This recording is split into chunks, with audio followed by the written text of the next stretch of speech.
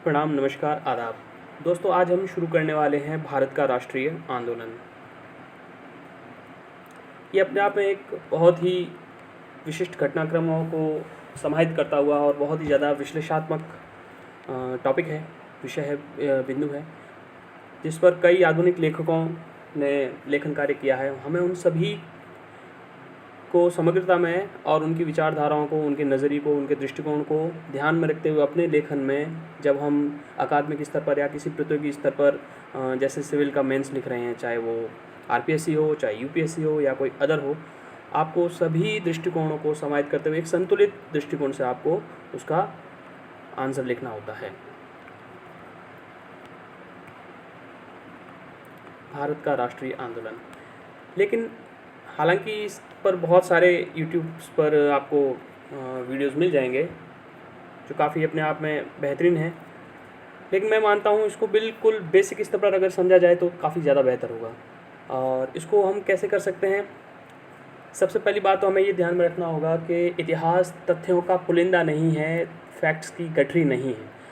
अगर हम इसको रटते हैं तो इसका मतलब हमने सिर्फ और सिर्फ फैक्ट्स की गठरी अपने दिमाग पर बना रखी है और उसी को हम लेकर के बैठे हैं, जो एग्ज़ाम हॉल में जाते जाते काफ़ी कुछ छूट जाती है और हमारे काम नहीं आ पाती। तब हम क्या करें? तब सबसे पहली बात आती है कि क्यों ना हम इसको इसकी समग्रता में समझें, बिना फैक्ट्स रटे। हाँ, जहाँ रटने की आवश्यकता होती है तो हम वहाँ पर इसको देखेंगे भी, लेकिन मेरा व्यक्तिगत तौर पर मानना है कि अगर समझ इस विषय की हम अच्छे तरीके से विकसित कर लें तो काफ़ी ज़्यादा बेहतरीन होगा। इसके लिए कुछ बेसिक टर्म्स हैं जो मैंने बनाए हैं, मैं आप लोगों के साथ साझा करना चाहता हूँ और उम्मीद करता हूँ अगर हम इन बेसिक टर्म्स को अगर कुछ समझ लें तो ये आने वाले पूरे भारत के राष्ट्रीय आंदोलन की सभी घटनाओं को हमें बहुत अच्छे ढंग से व्याख्यायित करने में और उसका विश्लेषण करने में काफ़ी हमें मदद करेगी। हमें फिर फैक्ट्स को रटने की ज़रूरत नहीं रहेगी। तो चलो, ज़्यादा कुछ टाइम बर्बाद न करते हुए शुरू करते हैं। पहला शब्द है हमारे पास व्यक्ति, पर्सन। दूसरा शब्द है हमारे पास समुदाय, हाँ समुदाय। और उसके बाद हमारे पास समुदाय के बाद हम आगे बढ़ेंगे नंबर 3 पर, राष्ट्र। राष्ट्र के बाद हम देखेंगे राष्ट्रवाद।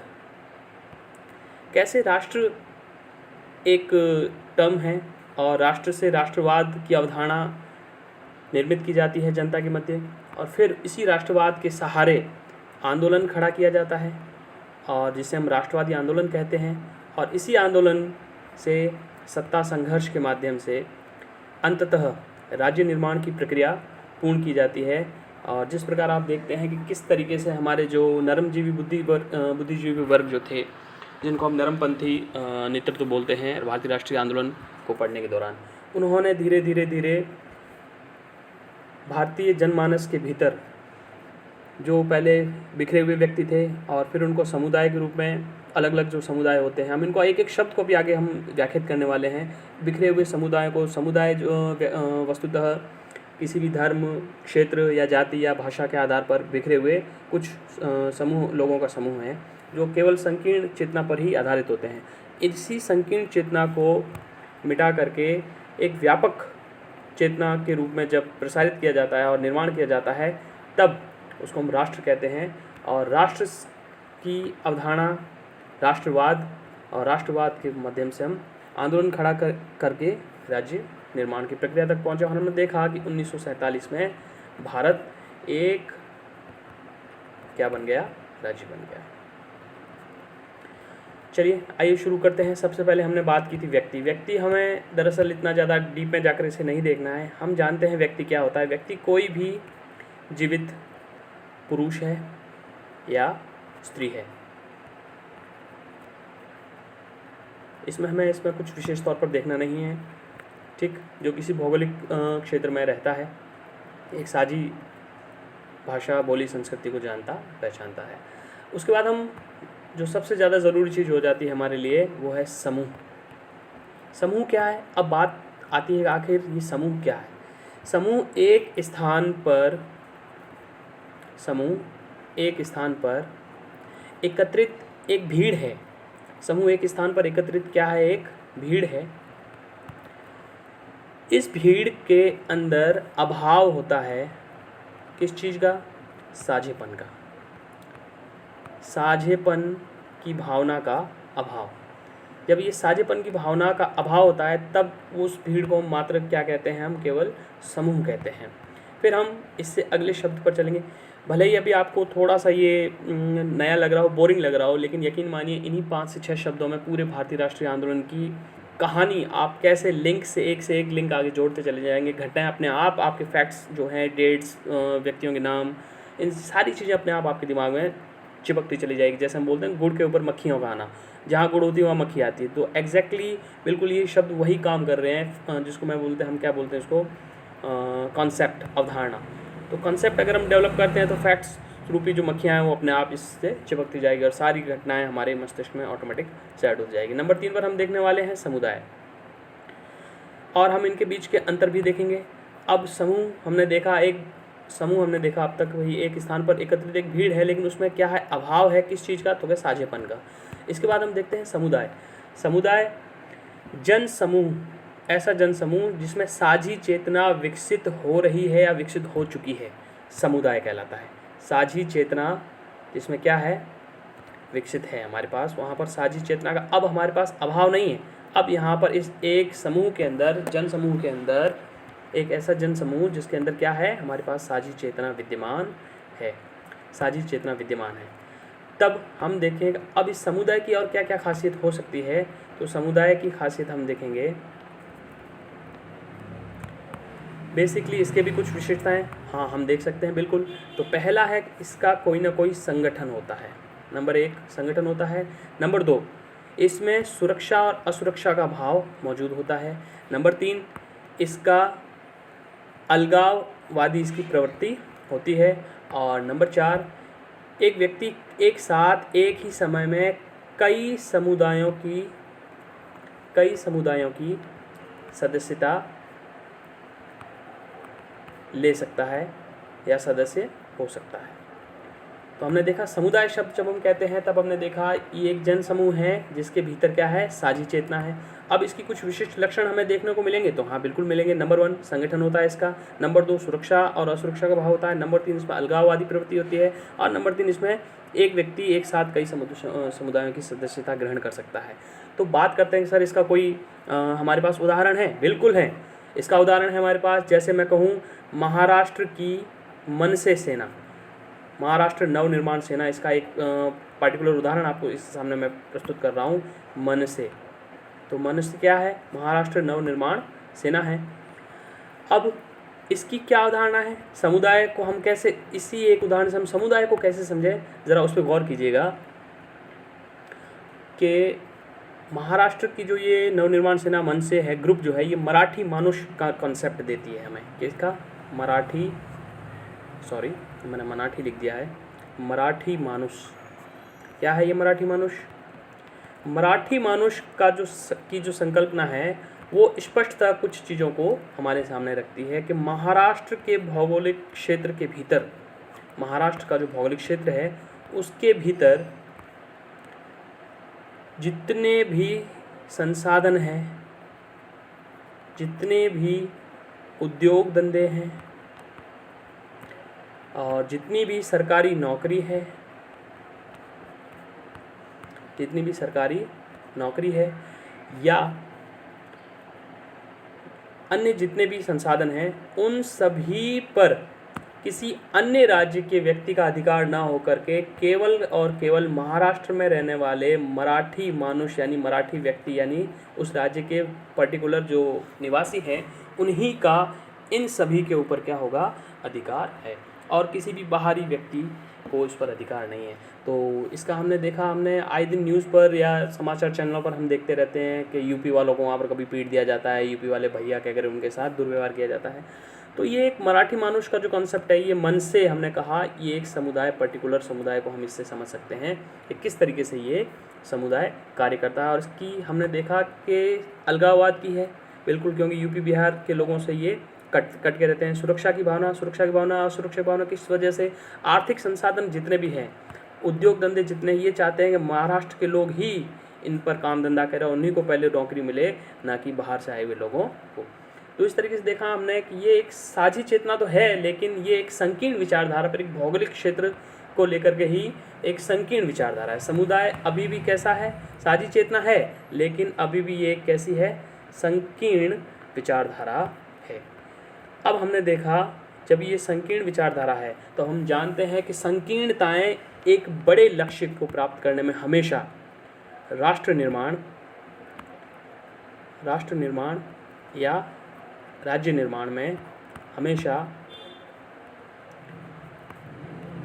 बाधा डालते हैं। क्या करते हैं, बाधा डालते हैं। तो हमने देखा किस तरीके से व्यक्तियों से समूह बनते हैं जिनमें साझी चेतना का अभाव होता है, समूहों से समुदाय बनते हैं जिनमें साझी चेतना तो होती है लेकिन वे चेतनाएं संकीर्ण होती है, लघु चेतनाएं होती है। तो हम इसको भी डिफाइन कर सकते हैं। जी हाँ, बिल्कुल। संकीर्ण चेतनाएं किस आधार, उनके क्या आधार होते हैं? तो हमने देखा अभी एक भौगोलिक क्षेत्र के आधार पर हो सकती है, और दूसरा हमने देखा कि ये जाति, धर्म आदि पर आधारित हो सकती है। कैसे? मुस्लिम समुदाय केवल और केवल मुस्लिम तौर तरीकों पर आधारित समुदाय, धर्म के आधार पर हम देख रहे हैं फिलहाल इसे। दूसरा है हिंदू समुदाय। इस तरीके से हम देखते हैं कि समुदाय जो होते हैं उनमें साझी चेतना तो होती है व्यक्तियों के जनसमूह में, लेकिन उनके भीतर की जो ये साझी चेतना है ये संकीर्ण है, और ये संकीर्ण चेतना हमने देखा कि बाधा उत्पन्न करती है किस चीज़ में, एक बड़े व्यापक लक्ष्य को प्राप्त करने। और व्यापक लक्ष्य उस समय भारतीय बुद्धिजीवी वर्ग के सामने जो था वो कौन सा था, राष्ट्र निर्माण का। क्योंकि राष्ट्र निर्माण हमने शुरुआत में, अगर आपको मैं ध्यान से यहाँ दिखा पाऊँ तो देखिए ज़रा, राष्ट्र निर्माण पहली कड़ी है। राष्ट्र निर्माण जब राष्ट्रवाद की धारणा सभी लोगों के जनसमूह में बैठ जाती है तब एक आंदोलन खड़ा होता है, और उस खड़े हुए आंदोलन के माध्यम से हम राज्य निर्माण की प्रक्रिया प्राप्त करते हैं, अंग्रेजों को भारत से भगाते हैं। संपूर्ण प्रजा को जब आप इस राष्ट्रवाद के माध्यम से जोड़कर एक साझे दुश्मन के खिलाफ खड़ा करते हैं और आंदोलन के माध्यम से उनको अपनी बात मनवाते हैं और राज्य निर्माण की प्रक्रिया को प्राप्त करते हैं। तो ये कुछ बेसिक शब्द हैं, इसी के माध्यम से हम इसको आगे बढ़ा रहे हैं। तो हम देखते हैं कि एक लघु समुदाय से एक यात्रा है, एक किस्म की क्या है, एक यात्रा है लघु समुदाय से वृहत समुदाय के बीच की। तो लघु समुदाय कैसे, हमने अभी देखा, जिनकी चेतना क्या हो, संकीर्ण हो। कैसी हो, संकीर्ण चेतना वाला जो है समुदाय है वो लघु समुदाय है।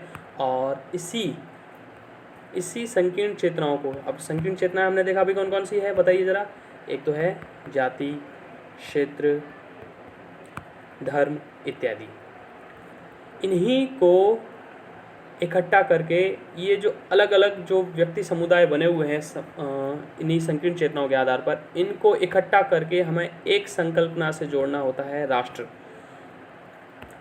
तब वृहत समुदाय की ओर हम इस जन समुदाय को आगे बढ़ाते हैं। वृहत समुदाय में मानव समुदाय का स्तर हम प्राप्त करते हैं, जिसमें एक बहुत बड़े व्यापक पैमाने पर वृहत चेतना, संकीर्ण चेतना नहीं है, अब यहाँ पर एक बहुत ही ज़्यादा खुली और वृहत चेतना है। चेतना का स्तर बहुत बड़ा है, वृहत है। अब ये अखिल भौगोलिक क्षेत्र को कवरेज में लेता है। तब हम देखते हैं कि इन समस्याओं से, ये जाति, क्षेत्र, धर्म के आधार पर जो बटे हुए लोग हैं, इन समस्याओं को कैसे तोड़ा जाए, इनका इलाज कैसे किया जाए, ताकि हम एक राष्ट्र को प्राप्त करें और राष्ट्र को फिर आगे ले जाकर के आंदोलन खड़ा करें और अंग्रेज़ों को यहाँ से भगाएं। और 1947 में हम देखते हैं कि किस तरीके से हमारा देश आज़ादी प्राप्त करता है। तो यहाँ तक की ये जो प्रक्रिया है, इसके लिए पहले हमें ये जो बिखरा हुआ जो हमारा भारत के भीतर जो अलग अलग समुदाय बिखरे हुए, धर्म के नाम पर, जाति के नाम पर, क्षेत्र के नाम पर, बोली के नाम पर, इनको कैसे एक सूत्र में बांधा जाए, इनके भीतर एक सूत्रता कैसे लाई जाए, उसके लिए कुछ न कुछ नए प्रयासों की आवश्यकता होती है। तो इनमें सुधार करने पड़ेंगे, कुछ न कुछ सुधार, कुछ न कुछ बदलाव लाने पड़ेंगे, कुछ पुरानी चीज़ों को तोड़ना पड़ेगा, कुछ नई चीज़ों को लाना पड़ेगा। और ये सुधार कहाँ पर होते हैं, सामाजिक व सांस्कृतिक क्षेत्र में, सामाजिक व सांस्कृतिक क्षेत्र में। तो हम देखते हैं कौन कौन से बिंदु हैं, कैसे सुधार किए गए और क्या क्या जो उपकरण बने, अब इस सुधार के उपकरण क्या हुए, हम उन उपकरणों के बारे में बात करने की यहाँ पर कोशिश कर रहे हैं। पहला उपकरण जो बना सर्वप्रथम वो बना शिक्षा। आप जैसे जैसे इतिहास, आधुनिक भारत का इतिहास पढ़ते जाएंगे तब आप देखेंगे कि इसके राजा राम मोहन राय, स्वामी दयानंद सरस्वती, जितने भी यहाँ पर ईश्वरचंद्र विद्यासागर जैसे बड़े बड़े यहाँ पर समाज सुधारक हुए हैं, सांस्कृतिक सुधारक हुए हैं, उन्होंने सबसे ज़्यादा जो शिक्षा पर बल दिया, ज्योतिबा फुले जैसे नाम हमारे सामने हैं जिनका हम श्रद्धा और पूरे आदर के साथ नाम लेते हैं। सबसे पहला उपकरण जो उन्होंने देखा वो है शिक्षा के। किसी भी समाज में जो ये वृहद चेतना का स्तर अगर हमें प्राप्त करना है तो हमें जाति, क्षेत्र, धर्म जैसी संकीर्ण चेतनाओं की बेड़ियों को तोड़कर एक पूरे प्रजा समूह को एक ही सूत्र में बांधना है। तो वो सूत्र पहला है हमारा राष्ट्र, और उसके लिए इन बिखरी हुई कड़ियों को जोड़ना पड़ेगा और उसके लिए कुछ सुधार करने पड़ेंगे। और पहला वो उपकरण जो होगा हमारे पास सुधार का वो होगा शिक्षा। तो शिक्षा के बाद में हम देखेंगे तो हमारे पास दूसरा आता है प्रेस और साहित्य। प्रेस और साहित्य, प्रेस के माध्यम से अखबारों के माध्यम से, पत्रिकाओं के माध्यम से, तब हम देखेंगे बहुत सारी पत्रिकाएं, अमृत बाजार पत्रिका शिशिर कुमार घोष की, हिंदुस्तान टाइम्स, इस तरीके से हम देखते हैं द हिंदू जो आज तक चल रहा है, और बहुत सारी नवजीवन है जिनके नाम अभी मैं यहाँ पर ज़्यादा डिस्कस नहीं करना चाहूँगा, वीडियो पहले ही बहुत लंबा हो रहा है, तो हम आगे धीरे धीरे उसको देखते रहेंगे। प्रेस, शिक्षा, प्रेस, साहित्य, और फिर नंबर 4 हम देखेंगे जागरूकता फैलाना। साहित्य में आप देखेंगे रविन्द्रनाथ टैगोर जैसे हमारे पास साहित्यकार रहे हैं उस दौर के, ठीक है। इसके अलावा बहुत प्रेमचंद है, गोदान है। तो उस वक्त की औपनिवेशिक जो समस्याएं थी उसको प्रेमचंद के गोदान में बहुत ही स्पष्ट रूप से उल्लेखित किया गया है, ठीक। Thank you.